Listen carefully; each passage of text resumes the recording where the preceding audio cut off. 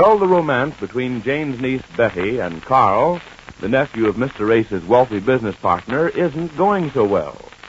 Carl's uncle, Mr. Neff, won't consent, and Mr. Race is afraid the old man might dissolve the real estate partnership if Betty has ideas of marrying Carl. This episode is in two scenes, Mr. Neff's office and then Mr. Race's real estate office, where Betty and Carl work. But first to Mr. Neff, where Jane has come to plead her niece's cause. Listen. Now, Mr. Neff, I want you to tell me just why you won't let Carl marry Betty. I don't care to discuss it with you, Mrs. Ace. Well, I do. Now, you just tell me why. Just give me 50 good reasons. 50? Yes.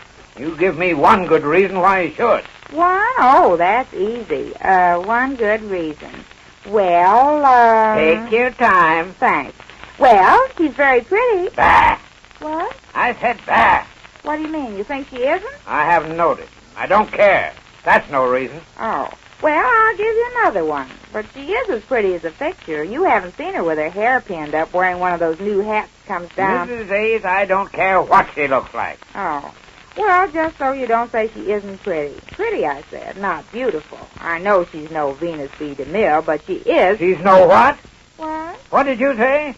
When? Mrs. Ace, I haven't the time to sit here Now, just a minute, Mr. Neff. You asked me to give you some reasons why they should get married, and I'm going to. Well, I wish you would. Well, they make a lovely-looking couple, especially Carl. Ah! I don't understand that, Mr. Neff. Does that mean yes or no? I mean, those reasons aren't good enough for my nephew to throw his whole life away on a girl. You'll have to do better than that. Well, let me see. Oh, yes, I thought of another one. They love each other. Ah! Well, if you're going to keep saying that... Love each other, huh? I just met a couple of weeks ago. I made a mistake putting him into that office where she could sit there making sheep's eyes at him. There. What? I said there. Now, let's both stop bleeding around the bush and get down to business. Ah, so you admit it is a business. It's the money you think Carl's coming into. Money? Money doesn't make any difference. Well, let me tell you right now, Mrs. Ace, if that boy doesn't stop this foolishness and settle down to learning the business, I'll cut him out of my will. That'll make a difference. What will? My will. Will what? I said I'd cut him out of my will. I won't leave him a red cent. Now, you tell that to that niece of yours and see how fast she changes her mind about marrying Carl. Oh, she knows it. She doesn't care about the money. They love each other. Ah! Oh, we're back to that again. Mr. Neff, you know as well as I do that they are going to get married. I know no such thing. Oh, well, if you've seen any movies at all, the rich boy and the poor girl in love... Movies? This is no movie. But it's just like a movie, and they always get married in the movie. I don't know anything about the movies. I haven't gone to them in years. But when you did go, don't you remember about the poor girl and the rich boy? No. Now, just think of the last movie you saw. What was it? The Birth of a Nation. The birth of... Oh, well, that's a little ahead of our story. I mean when the boy and the girl are just thinking of getting married, and the rich father won't let them. Only in this case, it's the rich uncle. He won't have a rich uncle. I'll disinherit him. I'll disown him. But suppose they get married anyhow. No, she won't marry him when she finds out there's no money coming. Betty? You think Betty's marrying him for his money? Of course she is. Now, just a minute, Mr. Neff. There are some things you can't say about my niece, and that's it. I'll have you understand that Betty's mother is my sister, and her husband had more money than you've got before the crash, and just because he lost it all in the stockyards and Betty had to go to work is no reason you can say she's after your filthy liquor. She's in love with Carl, and Carl's in love with her, and vice versa. But all you can think about is your money. Well, let me tell you, she wouldn't give that much for your money. Oh, it didn't snap. And she wouldn't touch a cent of it if you were the last man on earth. So put that in your hat and smoke it. All right. Have it your way. But if she marries that boy, I'll dissolve my partnership with your husband. Well, now, that's different. That's what we were afraid of. Oh, you were, huh? Yes. Well, I'm glad to hear it. But don't start saying it's the money. Now, about the partnership, Mr. Neff, would you really break it up if Betty and Carl got married? I would. I will. I warn you, Mrs. Ace. And do you know what that'll mean to your husband? Financial ruin. Yes, I know. He told me.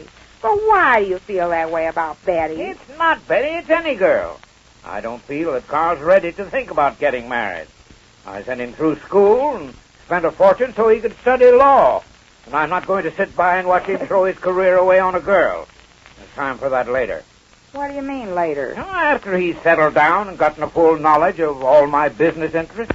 Well, how long would that take about? How long? Yes. Depends on him. If he devotes his whole time to it and gets his mind off this foolish marriage business, after all, he's only a young man. He's 22, Mr. Neff. That's pretty old for a young man. What? How old do you want him to be when he gets married? I don't know. I haven't thought about it. Well, how long would it take before he learns the business, like you said? I don't know. Well, I mean, would it take like a month or 2 months? It'll take years. Years? Mr. Neff, would you expect Betty just to sit around for years and wait for Carl, would you? I would not. There, now, see, you hadn't thought of that. I don't believe in long engagements either. Engaged? Who's engaged? Well, I guess they'd have to be if she's going to wait for him. And you forget that the older Carl gets, Betty gets that much older, too.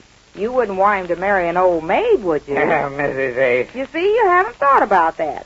Well, you better think it over, Mr. Neff. I'll give you a week. You'll give me a week? Yes, I'll give you a week to think... Is your collar too tight, Mr. Neff? No, my collar's not too tight. Oh, then I guess it must be kind of stuffy in here. You ought to open that window. Well, I guess I'll be going then. Now, you think it over, Mr. Neff, and we won't do anything till we hear from you. You won't do anything. No, we'll wait till you think it over. Well, goodbye then. I guess I'll go over and tell Betty what you said. Goodbye, Mr. Well, Betty, I had a talk with my estimable uncle this morning. About us, Carl? Well, yes. Oh, you don't have to tell me what he said. I can see it all over your face. Oh, but that doesn't matter to me, honey.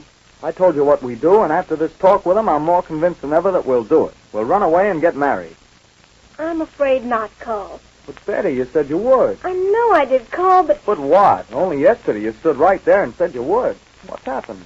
Yesterday I was only thinking of myself and you. Well, what else is there to think about? We're all that counts. I thought we were.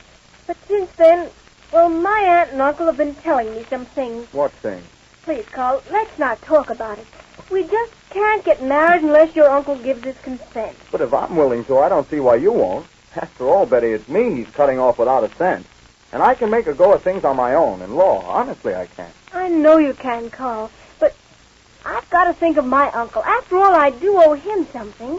I don't get you. What's he got to do with this? Well, Uncle Ace thinks that Mr. Neff will dissolve this partnership if we go against his wishes. So that's it. And you know what that means.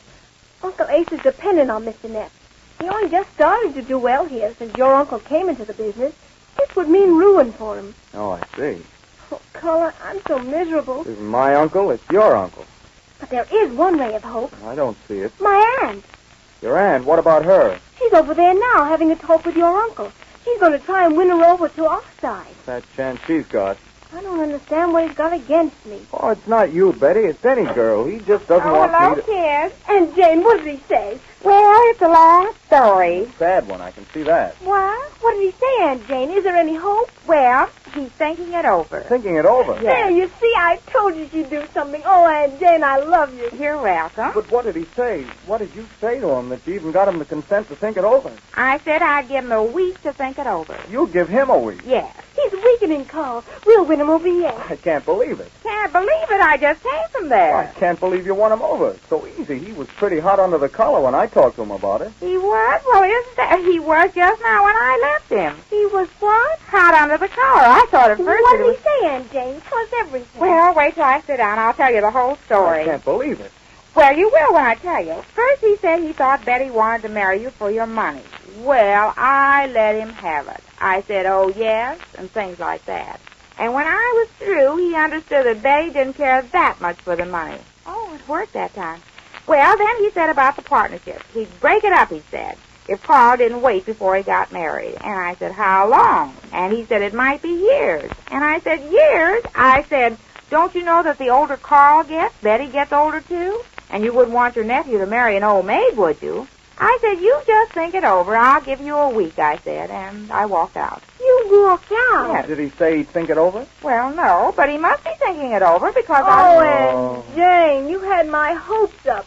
And now we're just back where we I started. told you she wouldn't get anywhere with him. What do you mean I wouldn't get anywhere? What did I do? Nothing. That's just it, Aunt Jane. You accomplished nothing. Nothing. I sit there and take up for you when he says you want to marry Carl for his money, and you say that's nothing? I work my head to the bone thinking up things to say to him. when he tells me he spent so much money on Carl in school so he just studied to be a lawyer, and you say that's nuts? I've got it. What, Carl? That's it, studying law. I didn't study law for nothing. Let me see that partnership contract. He can't break it.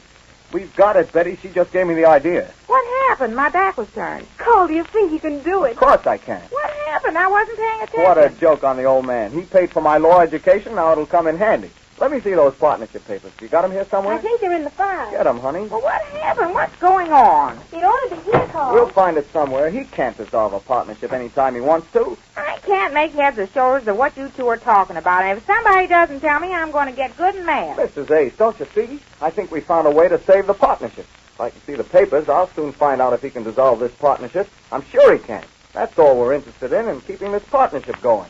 I don't want the legacy he's offering me. Legacy? What's that? What he's going to leave me in his will. I don't care about that. And if my legal knowledge counts for anything, I can stop him from dissolving this partnership. You can? Sure, he won't have a leg to stand on. But you won't have a legacy to stand on. Here it is. Fine, let me see that, honey. We'll fix it. Well, it looks as if love has found a way.